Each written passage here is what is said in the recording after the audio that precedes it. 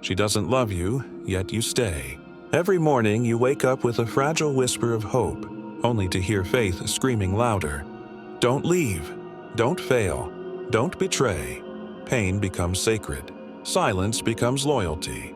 And you remain, tethered to a love that slowly drains you. You convince yourself that endurance is virtue, that suffering is proof of devotion. Deep inside, a voice trembles, asking, "Am I doing this for her or for the belief that I must?" You met her expecting love to feel alive, like fire in your veins.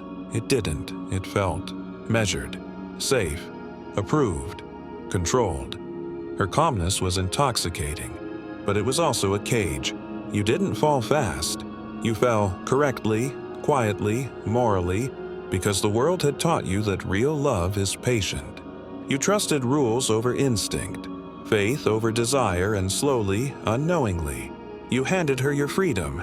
Pain doesn't announce itself. It sneaks in, subtle and quiet. A word left unspoken, a glance ignored, a touch that doesn't linger. You feel alone beside someone who promised closeness, but you tell yourself it's a test. You tell yourself love is forged in endurance, in silent suffering. Leaving feels wrong. Staying feels holy. Every time your mind whispers, "Leave," faith shouts louder, "Be patient, endure. Blessings come to those who wait." You stay, not because you are loved, but because someone, somewhere is watching. Pain stops being something to escape. It becomes something to survive. And survival begins to feel like morality, like honor, like sacred duty. Guilt creeps quietly, insidiously, into the corners of your mind. What if leaving makes me wrong? What if love is supposed to hurt? What if patience is the only proof of my virtue? You begin measuring yourself by how much pain you can endure, without complaint, without resistance. Slowly, your needs stop mattering, even to yourself. You are trapped, not by her, not by love, but by the weight of your own conscience. Over time, you change, quieter, smaller, easier to manage, less demanding, less yourself. You stop asking, you stop hoping, you stop dreaming. Silence becomes strength. Suffering becomes devotion. She notices. People always notice surrender. Once someone realizes you won't leave, they stop trying to hold you close. Love stops being alive. It becomes obligation, responsibility, performance. You no longer choose her. You perform for her, for faith, for the invisible rules you have learned. You don't ask, "Am I happy?"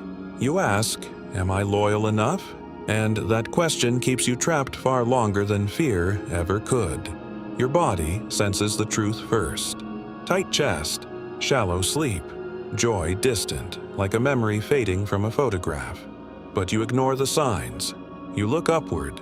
You pray for strength, not clarity, because clarity would force a choice for yourself. And you aren't sure you're allowed.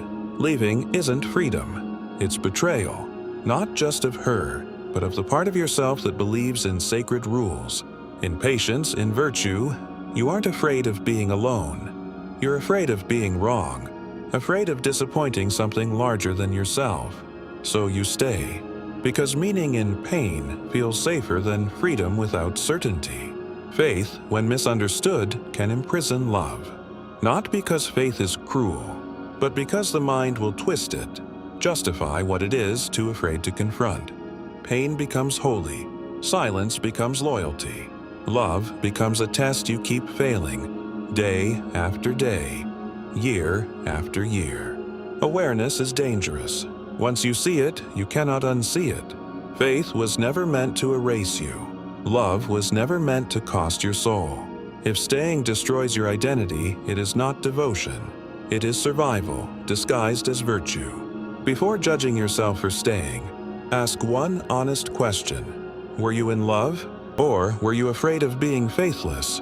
Awareness is not rebellion. It is responsibility. And once you see the difference, the cage doesn't lock anymore.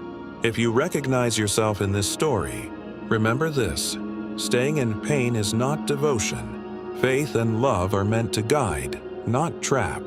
your happiness, your clarity, and your identity matter more than what tradition, fear, or silence asks of you. Allow yourself to question. Allow yourself to see clearly. The first act of courage is awareness.